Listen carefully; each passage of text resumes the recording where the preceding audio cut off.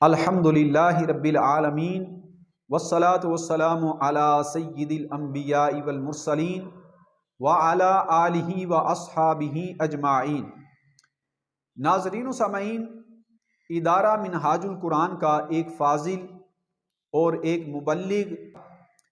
اس کا ایک video clip میرے سامنے آیا جس میں اس نے اپنے فاسد عقائد کی بنیاد پر چند باتیں کی۔ اس نے جو باتیں کی ان پر تبصرہ کرنے سے پہلے میں اپنے تمام ناظرین کو اس بندے کی شکل دکھانا چاہتا ہوں تاکہ تمام ناظرین اس بات کا فیصلہ کریں کہ کیا ایسی شکل و صورت والا بندہ وہ دین کی ترجمانی کرنے کے لائق ہے، اور اس بندے کو کیا حق حاصل ہے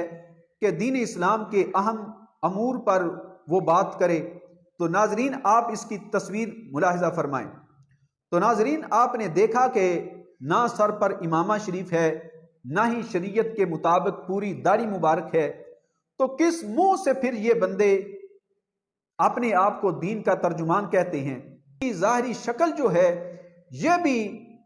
ان لوگوں کے ساتھ ملتی ہے جو صبح و شام صحابہ کرام علیہم رضوان پر تبرہ کرتے ہیں۔ تو ناظرین سامعین، اس نے اپنی گفتگو میں ایک بڑا ہی خطرناک جملہ بولا جو صریح طور پر صحابہ کرام علیہم رضوان کی گستاخی پر مبنی ہے، وہ آپ سماعت فرمائیں۔ وہ صحابہ جو حضور کے لیے حضور علیہ الصلوۃ والسلام کے وصال کے بعد بھی اپنی عقیدتیں، اپنی محبتیں نہیں بدل رہے ہیں، ان کا ذکر میرے خیال میں ہونا ضروری ہے۔ ناظرین و سامعین، آپ نے سنا کہ اس منہاجی نے اپنے اس بیان میں یہ کہا کہ وہ صحابہ کرام جنہوں نے نبی پاک صلی اللہ علیہ وسلم کے دنیا سے تشریف لے جانے کے بعد بھی اپنی عقیدتوں اور محبتوں کو نہیں بدلا، ان کا ذکر میرے خیال میں کہتا ہے ضرور ہونا چاہیے۔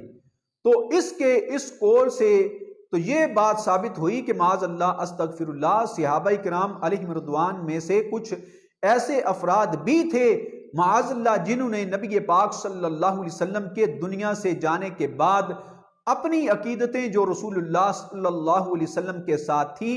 ان کو پسے پشت ڈال کر اس عقیدت اور محبت سے انحراف کیا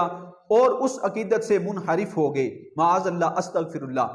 تو یہ جو اس نے بیان دیا، یہی سیم بیان روافض کی بے شمار کتابوں میں موجود ہے۔ انہوں نے لکھا کہ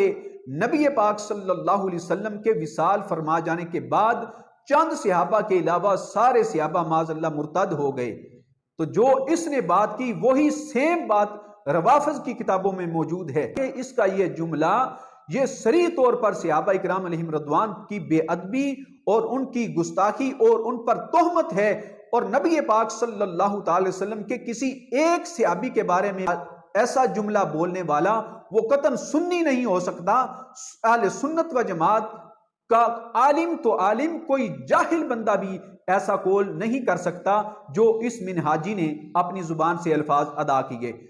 تو ایسے روافض والے بیانیوں کو اختیار کر کے اور صریح طور پر صحابہ کرام علیہم رضوان کی بے ادبی اور گستاخی کر کے پھر کس منہ سے یہ اپنے آپ کو سنی کہتے ہیں، اور جب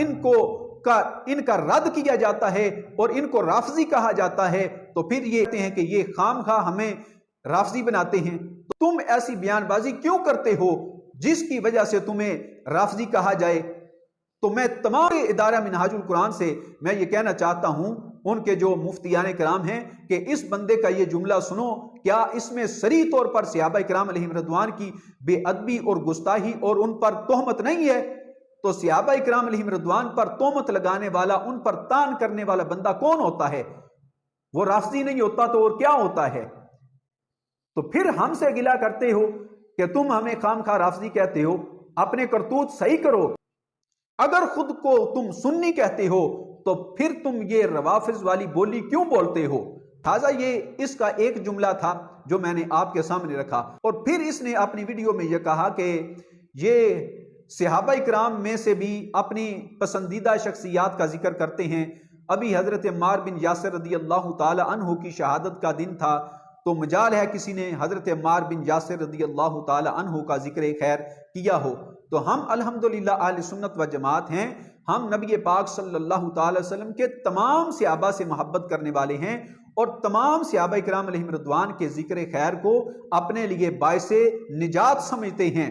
اور اصل میں اسے مسئلہ یہ نہیں کہ حضرت عمار بن یاسر کی شہادت کا ذکر کیوں نہیں ہوا، اصل میں تکلیف انہیں یہ ہے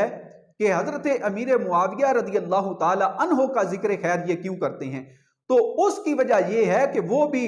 تم نے جو غداری کی روافض کے ساتھ مل کر، جب حضرت امیر معاویہ رضی اللہ تعالی عنہ پر ہر طرف سے ان کی شان، ان کے ذات پر تبرہ کیا جانے لگا، تو اس وقت علماء اہل سنت و جماعت نے حضرت امیر معاویہ رضی اللہ تعالی عنہ کی عظمت اور شان کو واضح کیا تاکہ عام سادہ لوگ مسلمان جو ہیں وہ حضرت امیر معاویہ رضی اللہ تعالی عنہ کی عظمت اور شان سے واقف ہوں، اور انجانے میں